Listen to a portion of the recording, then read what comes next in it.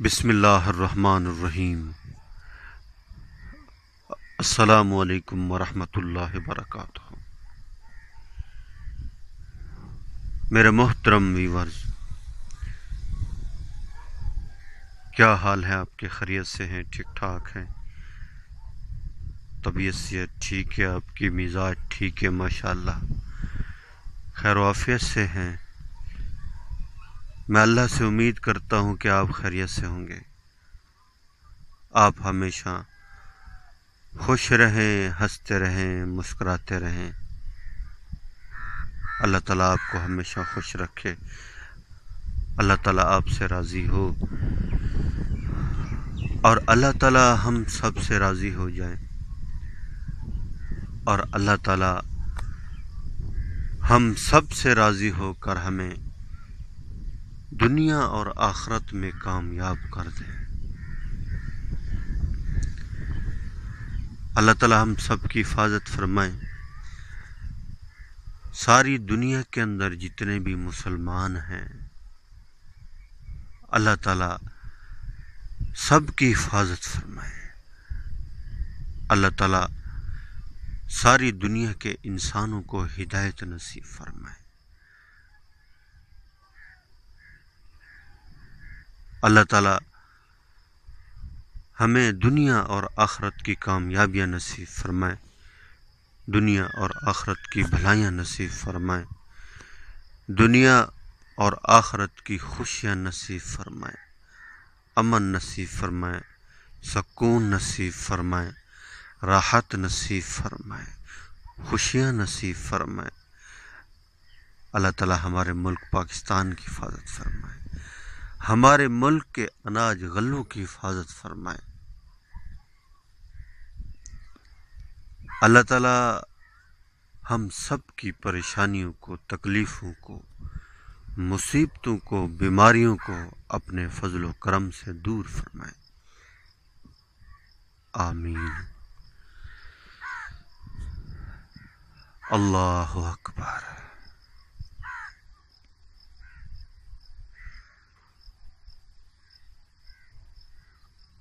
اللہ کی ذات بڑی رحیم کریم ذات ہے۔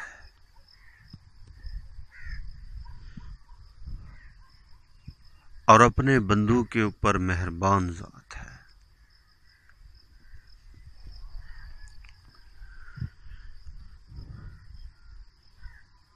وہ ذات چاہتی ہے کہ جب انسان میرے پاس آئیں تو کامیاب ہو کر آئیں، اور انسان بھی چاہتا ہے کہ میں کامیاب ہو جاؤں۔ تو کامیابی اللہ نے دین کے اندر رکھی ہے،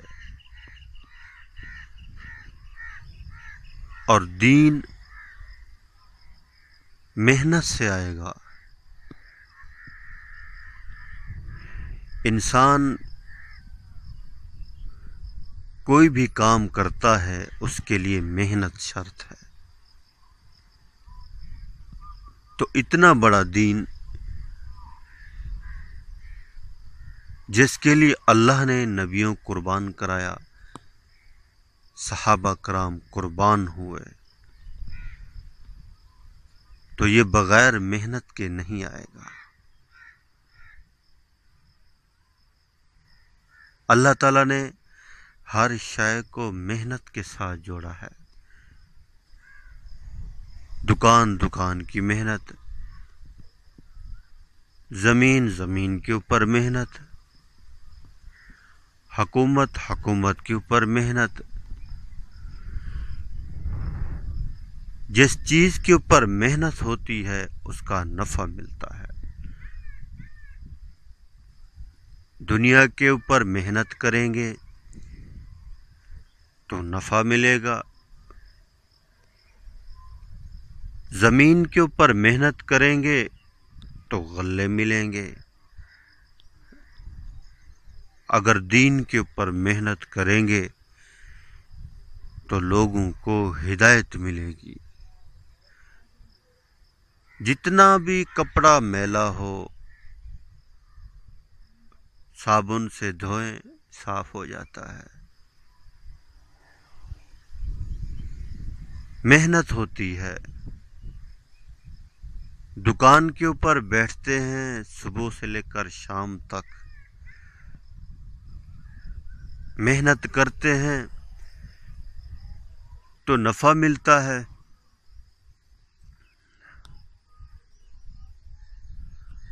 اور ایک ایسی محنت ہے کہ اس کا نفع اللہ تعالیٰ دنیا میں بھی دیتے ہیں اور آخرت میں بھی۔ دنیا کی محنت کا نفع دنیا تک محدود ہے، اور دین کی محنت کا نفع دنیا میں سکون، چین، راحت والی زندگی کا وعدہ ہے، اور مرنے کے بعد بہت بڑی جنت کا وعدہ ہے۔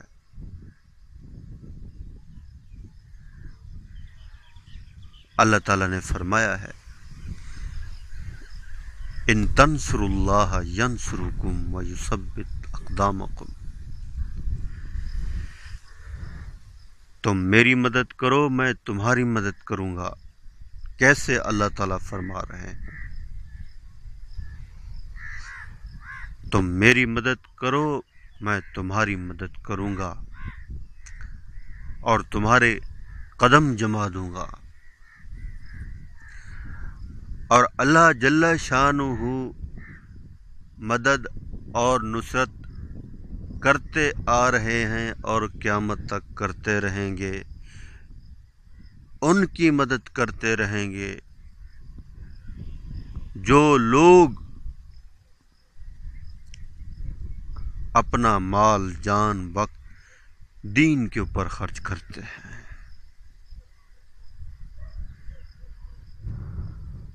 میں نے اور آپ نے سنا ہے کہ جنگ بدر میں تھوڑی تعداد 313 چند ہتھیار، کھجور کی چھڑیاں تھیں، اور کفار کے پاس تعداد بہت زیادہ، ہتھیار بھی تھے، سواریاں بھی تھیں، کھانے پینے کا سامان بھی بہت زیادہ، اور یہ صحابہ کرام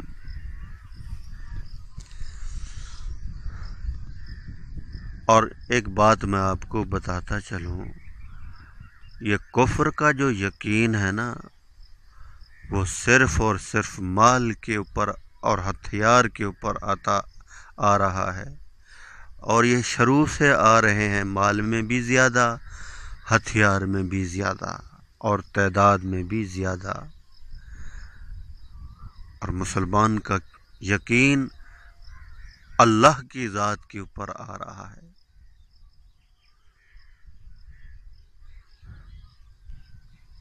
وہ بھی لڑنے کے لیے تیار تھے اور یہ بھی لڑنے کے لیے تیار تھے۔ اللہ کے نبی اللہ سے مانگ رہے تھے، اللہ کی شان، اللہ کی قدرت سب نے دیکھا، میں نے بھی پڑھا ہوا ہے، آپ نے بھی پڑھا ہوگا، اور زمین اور آسمان نے منظر دیکھا کہ اللہ کی کیسے مدد آئی، کیسے نصرت آئی۔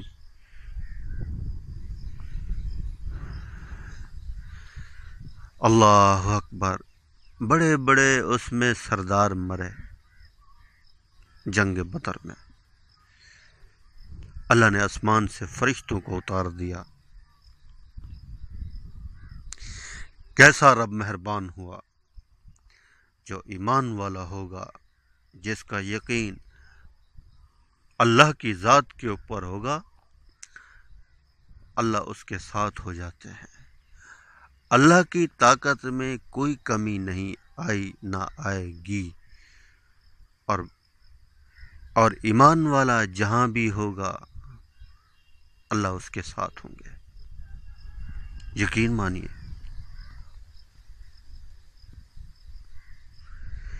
یہ اللہ کے جو وعدے ہیں نا، اللہ تعالیٰ جو وعدے کر رہے ہیں حق اور سچ ہیں اور اللہ کرتے ہیں. ہمارے یقین میں کمی ہے بس.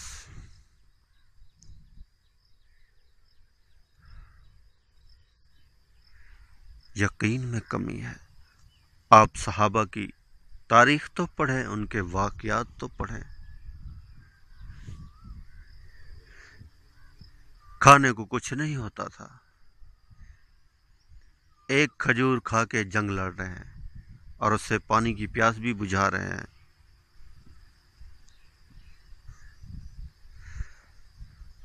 اللہ اکبر.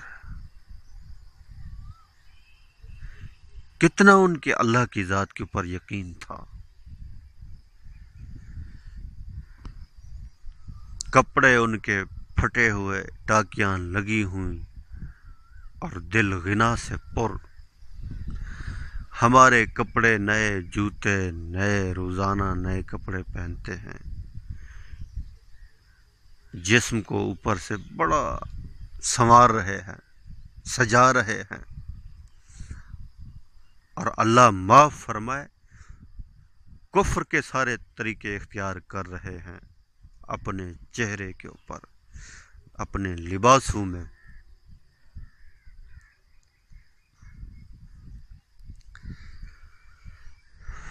شیطان بھی شرما رہا ہے ہمیں دیکھ کے. تو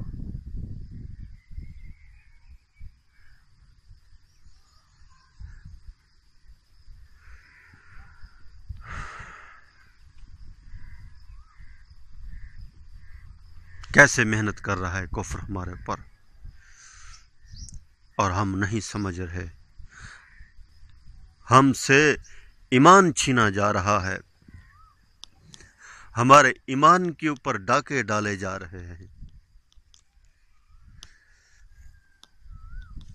اور مسلمان کو فکر ہی نہیں ہے.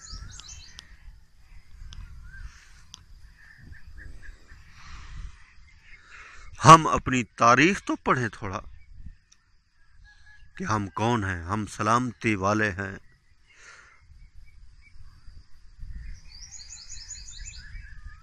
ہم اعلی اخلاق والے ہیں،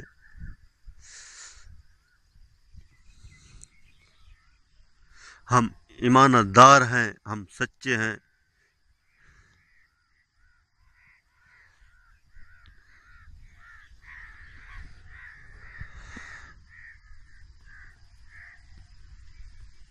اور اب کیا ہو رہا ہے؟ ہر کام میں ملاوٹ.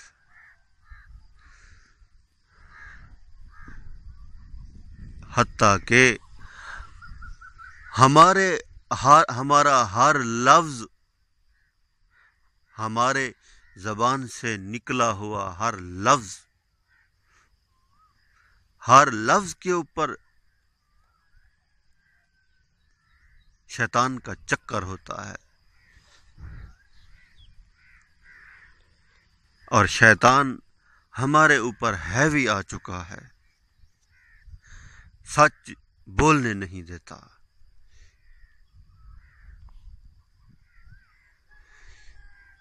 اخلاق ہمارے اندر سے نکل گیا ہے.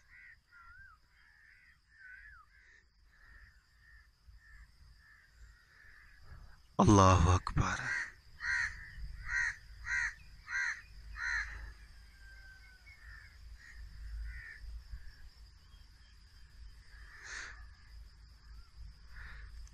سبحان اللہ، سبحان اللہ. ہم اپنے آپ کو پہچان لیں بس.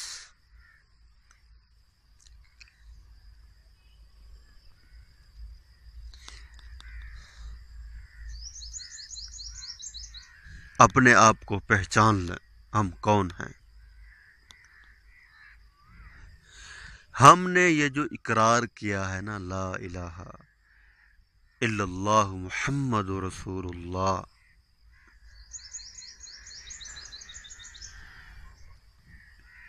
یہ جو ہم نے اقرار کیا ہے کہ اے اللہ پاک دنیا میں جا کر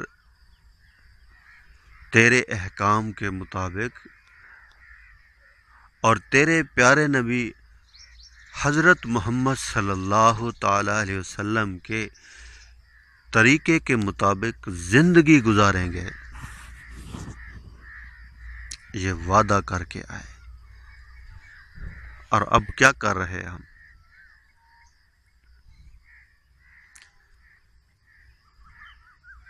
جب اس دنیا سے چلے جائیں گے نا، اللہ کے سامنے جب پیشی ہوگی نا، تو ساری باتیں سامنے آ جائیں گی، اور وہ لوگ خوش نصیب ہیں جو ہر کام سنت کے مطابق کر رہے ہیں، اللہ اور اللہ کے رسول کو سب سے پہلے دیکھتے ہیں۔ فرض کریں گھر میں بیماری آئی، گھر میں بیماری آئی تو سب سے پہلی جو ہماری نگاہ ہے، سب سے پہلی نگاہ ڈاکٹر کی طرف جاتی ہے۔ ایک بات میں آپ کو بتاتا چلوں، جس گھر میں شہد ہوگا، زیتون ہوگا، اور جس گھر والے روزانہ کی بنیاد پر صدقہ کرتے ہیں نا، بیماریوں کا داخلہ اس گھر میں منع ہے، بیماری وہاں نہیں آ سکتی۔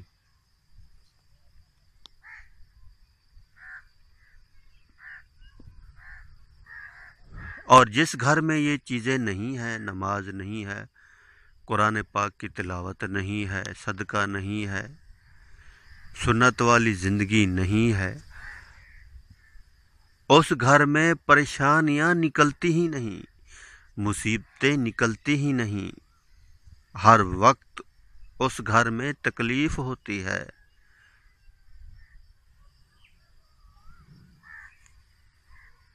میں نے دیکھا ہے۔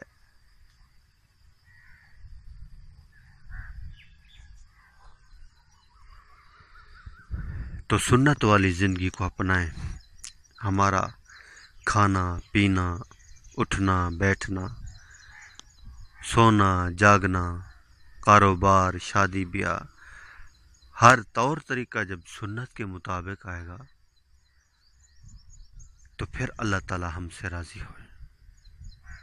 اللہ کریم سے دعا ہے، جو کچھ کہا سنا اللہ تعالی مجھے اور آپ سب کو اس کے اوپر عمل کرنے کی توفیق عطا فرمائے۔ آمین آمین۔